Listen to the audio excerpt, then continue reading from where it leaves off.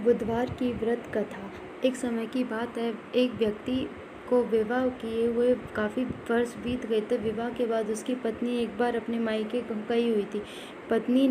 पत्नी के मायके में रहने के कई दिनों बाद उसका पति अपनी पत्नी को विदा करवाने के लिए ससुराल पहुंचा। ससुराल में कुछ दिन तक रहने के बाद वह पत्नी को मायके से विदा करने की बात अपने सास ससुर से कही।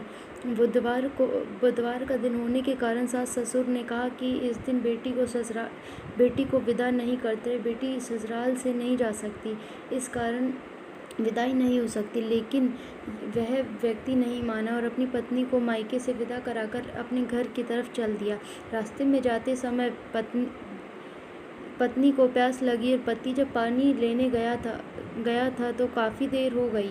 काफ़ी देर बाद जब वह वापस लौटा, उसने देखा उसकी पत्नी के पास कोई उसी की वेशभूषा में कोई अन्य व्यक्ति पत्नी के साथ बैठकर बातें करता हुआ दिखाई दिया। दोनों व्यक्ति आपस में लड़ने लगे। पहले व्यक्ति ने गुस्से में दूसरे व्यक्ति से पूछा कि तुम कौन हो? यह तो मेरी पत्नी है, तुम साथ बैठकर इनके साथ क्यों बात कर रहे हो? फिर आपस में लड़ने लगे।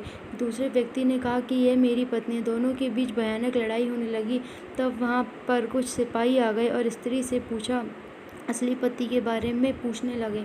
दोनों व्यक्ति को देखकर स्त्री हैरान हो गई कि कौन मेरा पति है। वह दुविधा में पड़ गई क्योंकि दोनों एक जैसे ही लग रहे थे। तब पहला व्यक्ति परेशान होकर मन में कहा कि भगवान, ये आपकी कैसी लीला है। तभी आकाशवाणी हुई, बुधवार के दिन पत्नी को विदा करवाकर नहीं ले जाना चाहिए था।